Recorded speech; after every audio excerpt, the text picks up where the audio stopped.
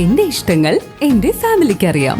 Family wedding centre, Kunnamangalam, Vadakara, Manjeri, Meppadi, Tirur, Perinthalmanna and UAE. Koppam government vocational higher secondary സ്കൂളിന്റെ സപ്തദിന സഹവാസ ക്യാമ്പിന് തുടക്കമായി. മണ്ണേങ്കോട് UP സ്കൂളിൽ വെച്ചാണ് ഇത്തവണ ക്യാമ്പ് നടക്കുന്നത്. ഹരിതം ജീവനം എന്ന പേരിൽ നടത്തുന്ന ഇത്തവണത്തെ Koppam government vocational higher secondary സ്കൂളിന്റെ സപ്തദിന സഹവാസ ക്യാമ്പ് മണ്ണേങ്കോട് UP സ്കൂളിൽ വെച്ചാണ് നടക്കുന്നത്. ക്യാമ്പിന്റെ ഉദ്ഘാടനം മുഹമ്മദ് മുഹസിൻ MLA നിർവഹിച്ചു.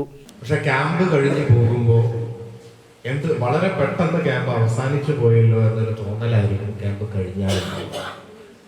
നമ്മൾ ഒരിക്കലും പ്രതീക്ഷിക്കാത്ത ഒരുപാട് ക്വാളിറ്റീസ് നമ്മളിലുണ്ട് എന്ന് തിരിച്ചറിയുകയും ഒരുപാട് പുതിയ കഴിവുകൾ നമുക്ക് നമ്മളിൽ തന്നെ കണ്ടെത്താൻ കഴിയുകയും ചെയ്തുകൊണ്ടായിരിക്കും ഒരു ക്യാമ്പ് അവസാനിച്ച് തിരിച്ചു പോകുന്നത്. ഈ ക്യാമ്പിലേക്ക് വരുന്ന നിങ്ങൾ ഓരോരുത്തരും ഈ വരുന്നത് പോലെ ആയിരിക്കില്ല.